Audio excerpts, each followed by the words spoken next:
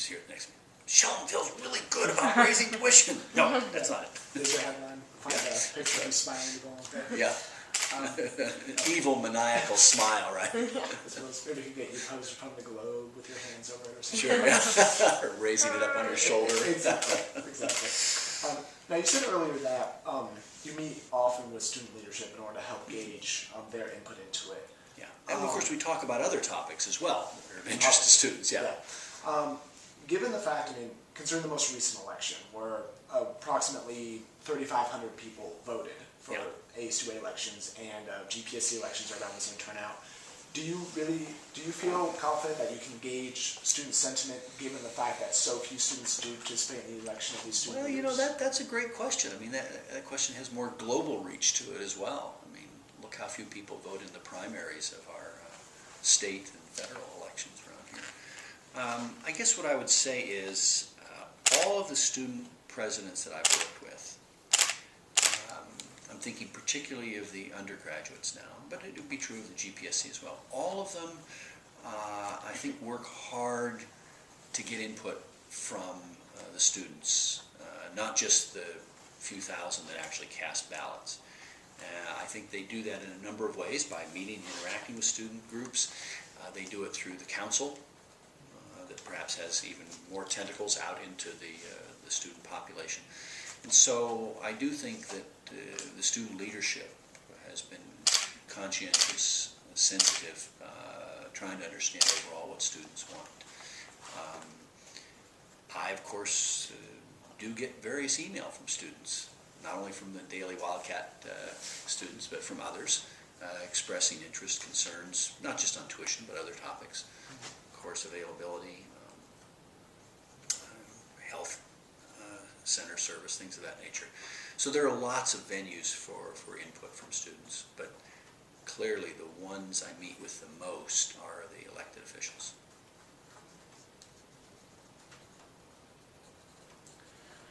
The videographer, you got a pretty cushy job there. You just set it up and let it run.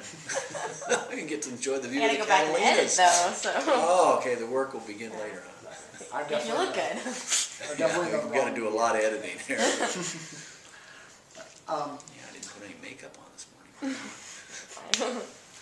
So, when you raising tuition for out-of-state students by 600, combining that with the regions permanently raising the cap on out-of-state student enrollment to 40% of total population, do you foresee that, for instance, if the cuts that you are dealing with, do you foresee raising out-of-state student population as a way to help combat those cuts? Yeah, a couple of points.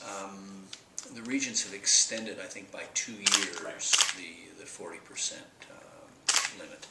I think we're right around 31% now. We're not going to jump to 40% instantaneously. I'd be shocked if we ever got to 40%.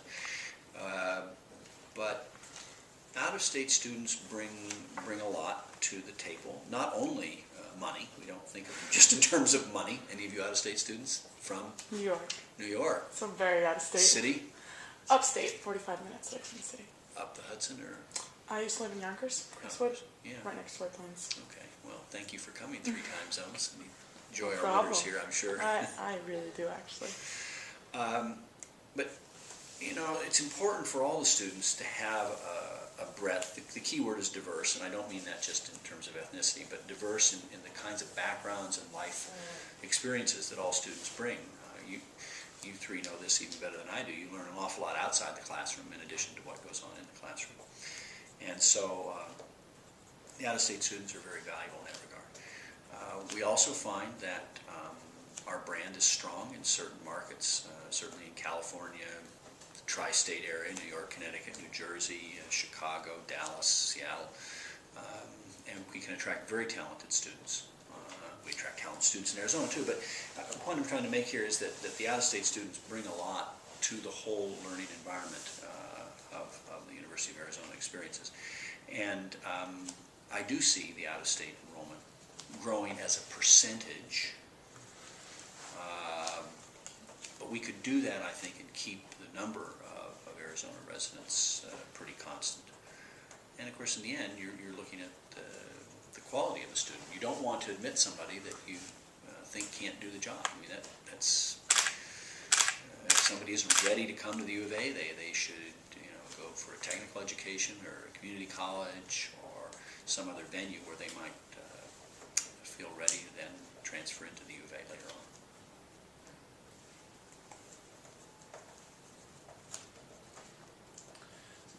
One of the things that the regions have been kind of talking about over the course of the past year or so is how to best differentiate the three in-state institutions in regards to sort of their mission, their goals. Right.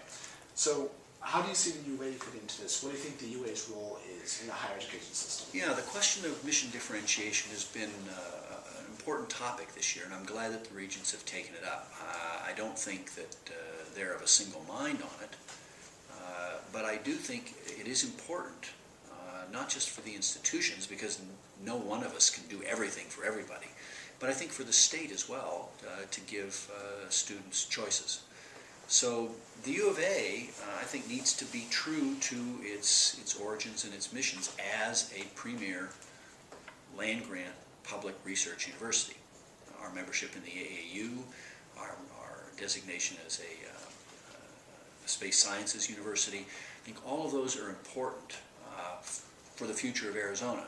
You combine it with our historical strengths in areas like hydrology and mining and mineralogy, anthropology, archaeology, and you can see that there's a theme here where we are charged with being a world-class research university that deals with topics that are important to the state of Arizona.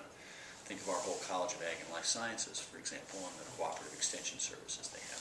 So our role should be to be one of a handful, maybe 20, great public research universities dedicated to serving their state.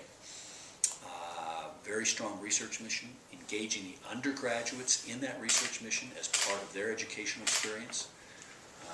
I think it goes back to the comment I made earlier about a lot of important learning comes outside the classroom, and that comes in laboratories, on digs in the summer, research projects at the archives in Vienna, wherever your particular event may take you, and continuing to have those opportunities for the students who are ready to take them on is part of what the University of Arizona is all about. I think something like 60% of all of our students engage in some independent study before they graduate, and in the College of Science, I think it's getting close to 70%.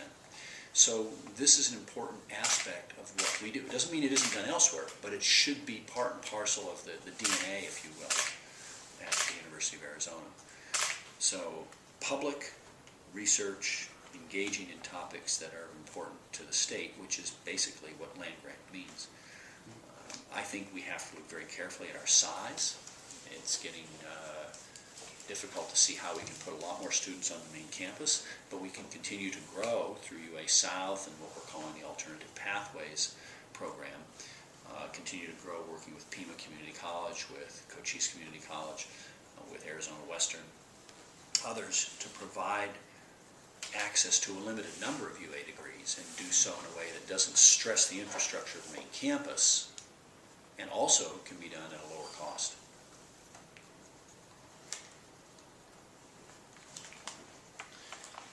I know, looking over from the Arizona Board of Regents, from NU's ASU's enrollment projections as well as ASU's 2020 vision plan, the UA's growth in enrollment. I mean, ASU, I think Michael Crow said that they're going to be adding the equivalent of NAU's student population over the next 10 years. NAU is also going to be growing. So as the UA tries to curb its growth to keep with the missions that you described, do you foresee costs having to continue to go up, or how are you going to be able to combat higher costs when you're not going to have the growing student population base to offset that? Well, growing student population base cuts both ways in terms of income and costs. All right, it's that old adage, we sell a widget every day and lose $1 on each one, but we make it up in volume, right? That doesn't work. And so I think the University of Arizona can have a reasonable size enrollment at the main campus, grow the off-campus enrollments, and be fiscally stable. The state isn't giving us money for enrollment growth anyway, so you have to rely totally on tuition, and we know tuition doesn't cover the total cost of education for in-state students. So I think equating growth with financial stability is a concept that's outdated.